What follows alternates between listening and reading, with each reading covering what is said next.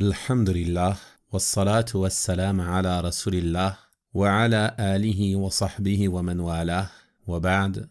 Chers frères et sœurs, nous continuons la lecture et l'explication des hadiths réunis par Al-Hafidh al-Nawawi rahimahullah ta'ala au chapitre de la patience dans son célèbre livre intitulé Riyad al-Salihin, les jardins des vertueux. Nous allons voir maintenant le 21e hadith à travers lequel le prophète sallallahu alayhi wa sallam nous a expliqué qui est l'homme qui est véritablement fort. Ce hadith est rapporté par Abu Huraira radiyallahu anhu, qui rapporte que le messager d'Allah sallallahu alayhi wa sallam a dit: l'homme fort n'est pas celui capable de terrasser autrui, mais l'homme fort n'est que celui qui se maîtrise lorsqu'il est en colère. Ce hadith est rapporté par les imams Al-Bukhari et Muslim rahimahumallah ta'ala. La colère, mes frères et sœurs, est une braise que le diable jette dans le cœur de l'homme, qui va ensuite s'emporter et se mettre en colère et ressentir une certaine chaleur dans son corps, au point que son visage devienne rouge, le poussant parfois à dire des choses ou à faire des choses qui sont insensées et inconvenables. Et le prophète sallallahu alayhi wa sallam nous explique dans ce hadith que la véritable force, ce n'est pas la force physique. La véritable force, ce n'est pas d'être musclé ou de porter des lourdes charges. La véritable force, ce n'est pas non plus de terrasser autrui ou de le dominer au combat.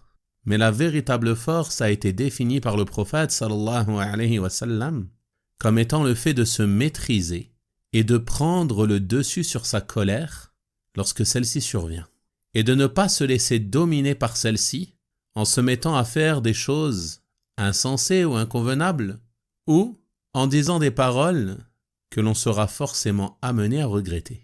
Et c'est ça la vraie force de l'homme. C'est lui l'homme fort, même si en apparence, il n'est pas musclé physiquement. C'est un homme fort car il est capable de surmonter sa colère, capable de se contrôler, et d'agir d'une façon qui plaît à Allah subhanahu wa ta'ala. Celui-ci est véritablement fort. Et combien sont ceux qui ont cette force? Combien sont ceux qui, lorsque la colère survient, arrivent à dominer le diable? Combien sont ceux qui arrivent à se contrôler?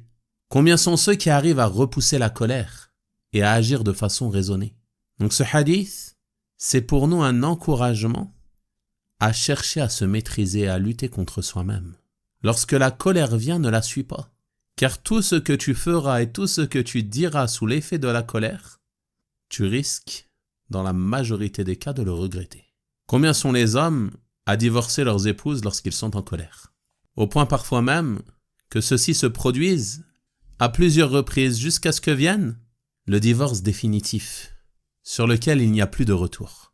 Et tu le vois alors rempli de remords, les larmes aux yeux, en train de chercher une solution ou une réponse afin de sortir de cette situation, bien qu'il soit trop tard. Il se retrouve séparé définitivement de son épouse. Pourquoi? Car il n'a pas eu la force de contrôler sa colère. Combien sont les femmes qui, lorsqu'elles se disputent avec leurs époux, les poussent à cela et les provoquent afin qu'ils prononcent ces paroles, puis ensuite vont le regretter? Combien sont ceux qui, lorsqu'ils sont en colère, ils cassent tout ce qu'il y a autour d'eux? Ils vont jeter de la vaisselle, ils vont casser les portes, ou alors il va mettre des coups de pied sur tout ce qui se trouve autour de lui, et ainsi de suite. Peut-être même qu'ils vont frapper les gens qui sont autour d'eux, frapper épouses et enfants, jusqu'à les blesser, wal'iyadu billah, ou pire encore. Et ceci est une vraie preuve de faiblesse. Sache que si tu agis ainsi, tu es un homme faible. Sache que si lorsque tu es en colère, tu casses ou tu frappes ou tu insultes, alors tu es un faible. Tu n'es pas un fort. Ne te pense pas supérieur à ceux que tu opprimes, car tu n'as fait que manifester ta faiblesse en agissant de cette manière. Et si tu étais fort, tu te serais contrôlé. Tu te serais posé des questions sur tes agissements, posé des questions sur tes paroles, tu te serais remis en question. Est-ce que cette dispute vaut vraiment la peine de prononcer toutes ces paroles et de faire tous ces actes? C'est comme ça qu'agit l'homme fort. Il prend du recul sur la situation. Il repousse sa colère. Il réfléchit avant d'agir, il réfléchit avant de parler. Tandis que le faible, il se laisse emporter par le vent de la colère et il suit le diable dans ce à quoi il l'appelle. Donc on voit dans ce hadith le mérite immense du fait de contrôler sa colère et que ceci fait partie des œuvres pieuses, des œuvres auxquelles a appelé l'islam. Et l'auteur, rahimahullah ta'ala, a mentionné cela dans le chapitre de la patience, car pour repousser sa colère, l'homme aura besoin de patience. Car comme on a dit, la colère, c'est comme une braise qui fait chauffer ton cœur. Donc tu dois faire preuve de patience. Tu dois prendre le dessus sur cela et te dominer. Et ne pas te laisser emporter jusqu'à faire des choses ou dire des choses que tu vas regretter. Et on voit à travers ce hadith que l'islam a corrigé les mauvaises conceptions que les gens pouvaient se faire auparavant. Et certaines de ces conceptions sont encore présentes aujourd'hui. Combien sont ceux à penser que le fort, c'est celui qui frappe, celui qui domine, celui qui a le dessus sur les autres physiquement? Nombreux sont ceux à penser ainsi. Ils disent, lui, c'est un homme fort. Lui, il est dur.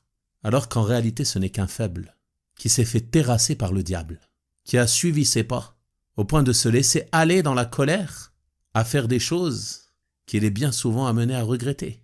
Donc l'islam a changé cette conception. Le prophète sallallahu alayhi wa sallam nous explique ici ce qu'est la réelle force, et que la force, c'est de contrôler ta colère. Et nombreuses sont les conceptions erronées qui ont été corrigées par l'islam. Car l'islam a appelé à tout bien et a mis en garde contre tout mal. Enfin, on voit à travers ce hadith l'ordre et l'encouragement de s'écarter de la colère en raison des nombreux méfaits que celle-ci peut provoquer sur les individus et les sociétés. Et on verra cela dans d'autres hadiths, Inch'Allah ta'ala. Wa sallallahu wa sallama wa baraka ala nabiyyina Muhammadin wa ala alihi wa sahabatihi ajma'in. Walhamdulillahi rabbil alamin.